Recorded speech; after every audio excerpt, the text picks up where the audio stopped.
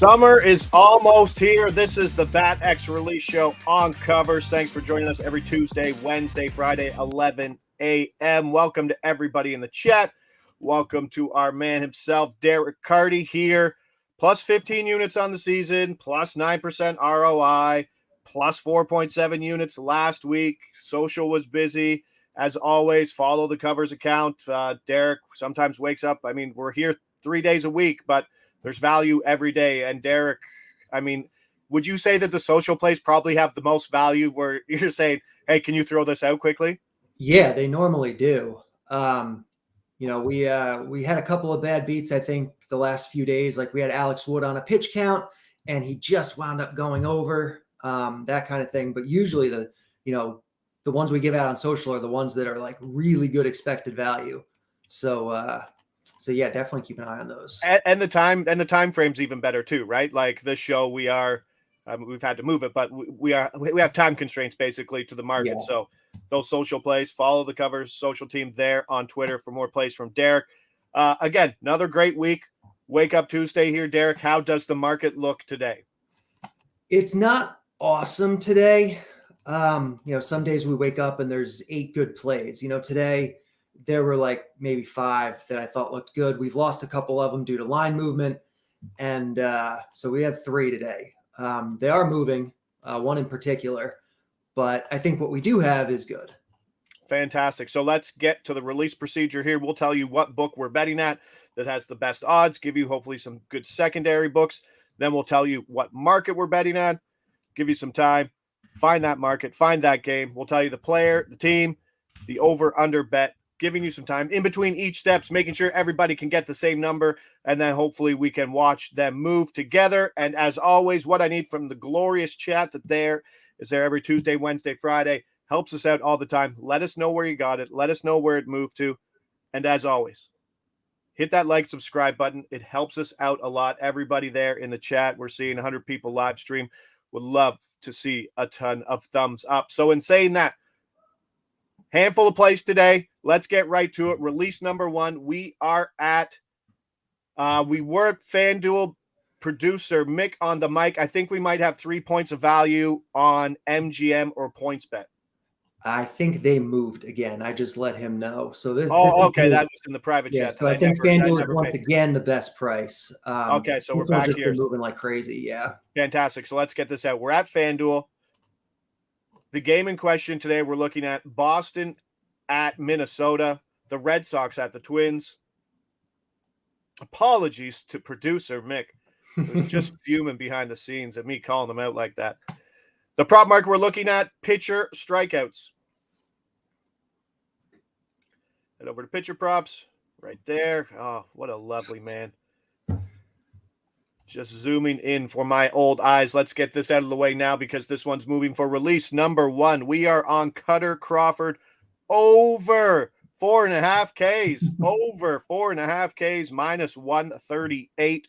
Cutter Crawford over 4.5 Ks minus 138. It's been a while since we taken a little over strikeouts, but I mean, Minnesota, number 1 in K percentage. I mean, most of that's usually priced in, but then you got guys who like Byron Buxton's back, but he has like a 30% K percentage. He's great to have in that lineup.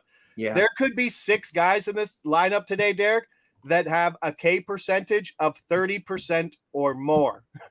Yeah, this is a big time strikeout offense. And like you said, with Buxton, he's good, but does strike out. And Cutter Crawford is not like horrible. He's getting a park upgrade. And I feel like the market has maybe missed kind of what his situation has been lately. So like he has come back from or come out of the bullpen, I guess, rather. And he's made 3 starts and he's gone 40 pitches, 58 pitches, and 80 pitches. So like it looks like, and it was 3, 3, and 4 innings. So it looks like he's not like having a long leash or whatever, but that's just because he's had to build up. In his last start, he's gone more every single start. In his last start, he went 80. So he should be able to go 95, 97 today if he wants to. And, so I feel like the line has kind of missed this a little bit. The bat's projecting 6.1. So we're getting good value on this. We're getting a strikeout and a half over essentially. We're paying a little bit of juice now for it. This morning, this opened about an hour ago. I think it was like minus 120, and it's moved every time we've looked. And I think it's going to keep doing that. Pinnacle, last I looked, was minus 183. So I think this is going to keep moving. The over is the good side. And, I'm happy enough to get in here. Absolutely love the over here, 4.5. A lot of stuff basically not priced into that market is what you're saying. This is also a pitcher, top 1% in chase rate. Like, his stuff is there. It's just a matter of projecting a leash for him. 30% whiff rate on his fastball, which is pretty insane that he uses 40% of the time. And a K-printing pitcher over his level in MLB career. So, I mean, if we get that 5 innings, it's probably there versus this Minnesota offense. Like we said, Buxton, he's back. 10 Ks, last 17 plate appearances. Just looks lost up there. Add in some Gallo. We'll take some strikeouts early in that game. Jumping over to release number 2. We are at 365. Secondary books include BetMGM, Botano, if you got it.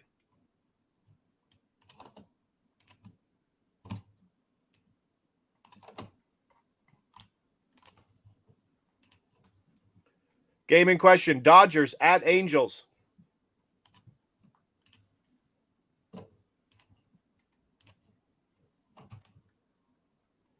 Prop market, we're looking at pitcher outs.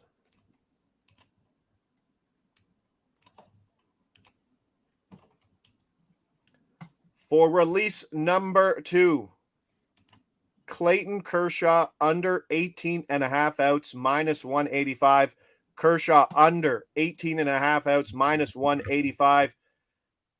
This is where we get into the idea of what value is. I was having this conversation on Monumental Friday night, that there's probably more value in these shorter prices because people are unwilling to take the plunge at this price, or even just associate what value looks like at minus 185.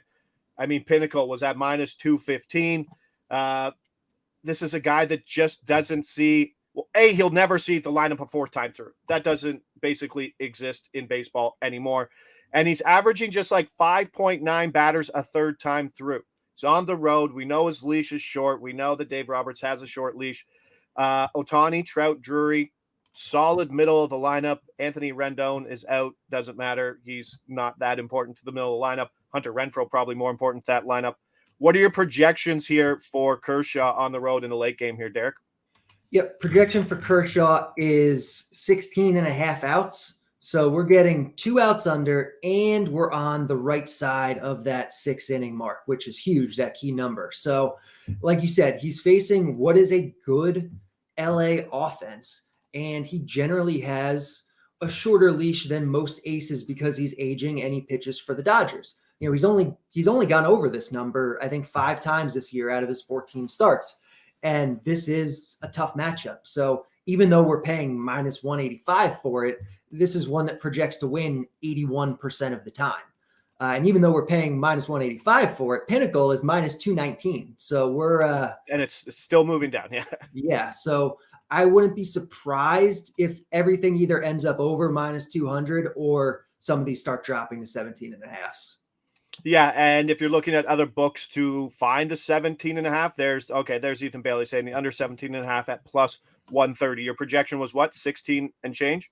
16 and change. So like you're probably still getting value on that, but I think I prefer the 18.5 with that key number. If you were getting 17.5 plus 150 plus 160, maybe that's where I start preferring the 17.5.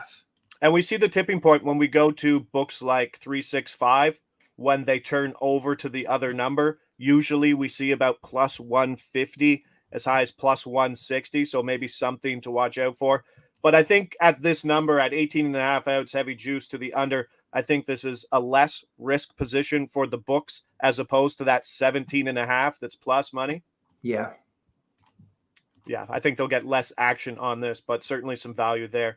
As you said, over 5 of his 14 starts, and this is an LA offense sitting third in weighted runs created plus over the last 30 days. Obviously, Ohtani's raking, but Brendan Drury also hitting the ball well. So let's jump over to release number 3 today, Tuesday, June 20th. Staying at 365, also available at DK, same price. Betway, same price. Pretty widely available. Hopefully a number that does shorten up, though. The game in question, Rangers at the White Sox.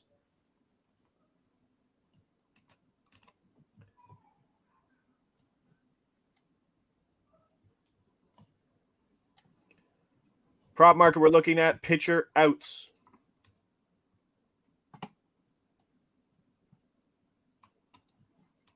For release number 3 today, Texas starting pitcher Nathan Eovaldi under 18.5 outs, minus 125. Under 18.5 outs, minus 125. Let us know if you're seeing that number somewhere else. Let us know if you're seeing a better number.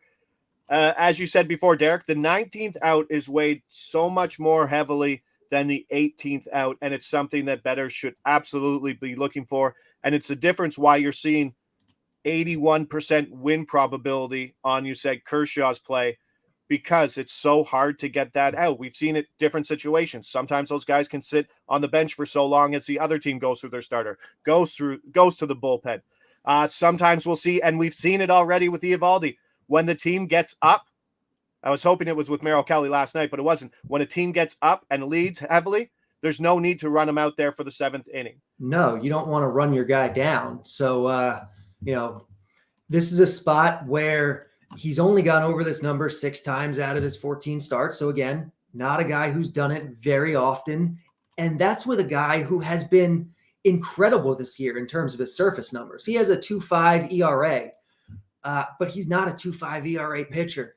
You look at his actual, his peripherals, he's not even striking out a batter per 9. Like, he's the same guy peripherally that he's been the last few years. He has great control, gets some ground balls, gets some strikeouts, but not an elite strikeout guy. And if you look at his stuff plus numbers, he's actually gotten worse this year in terms of his stuff, but somehow his ERA is way better. And it's way better because he's been super lucky. And that's not going to continue. Once he stops getting so lucky, he regresses to like a mid to high 3s ERA or a 4 ERA. He's not going to be as efficient. He's not going to be able to go as deep into games as he's done this year. And even if you look at what he's done this year, he hasn't even gone over this number that often. He's going into a really tough park in Chicago today, the best home run park in baseball. Yeah, it's a below average White Sox offense, but you put it all together, and this is a spot where Eovaldi projects to go under this number about 70% of the time. Minus 125 seems quite long to get an out in the 7th inning there for him. And as I said, sometimes even on low pitch counts, they've done it with Eovaldi.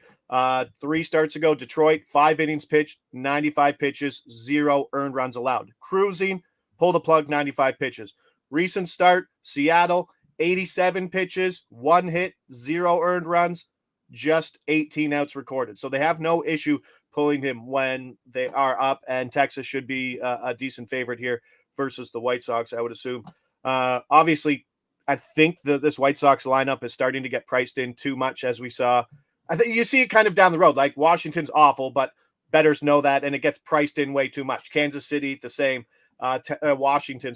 Chicago starting to look that way, I feel. Yeah, definitely. All right, so let's recap today. We got a 3-pack Cutter Crawford over 4.5 Ks, minus 138. Got that at FanDuel. Certainly was moving at the time. That's why we jumped it early. Clayton Kershaw under 18.5 outs, minus 185. Winning projection of over 80% in that one. And then Nathan Eovaldi under 18.5 outs, minus 125. Certainly would like to see that one shorten up. We're here every Tuesday, Wednesday, Friday, 9:15 a.m., giving away free releases from Derek's numbers. Profitable, basically, I would say, what week are we in here? We're almost at the 3-month mark. So off the top of my head, probably profitable in 70% of the weeks. I would think that's probably about right. April was tough, but we've been profitable, I would guess, almost every week since then. Yeah, and if not, it's just been a slow build on the bankroll. If you're consistently playing the plays, it's okay. At worst, kind of plus 0.45 units on a day, and then we've been very strong Tuesdays and Wednesdays early in the market before we hit the Friday game. So Something obviously to pay attention to. Hit the like, subscribe button. Helps us out, everybody in there in chat. Thanks for everything you guys do. Thanks for following along. Thanks for letting us know where the numbers are going. Couldn't do it without you. Couldn't do it without Derek and his numbers. I'm Josh Ingles. He's Derek Carty. This is the Bat X Release Show on Covers. See you back here tomorrow, 9:15 a.m.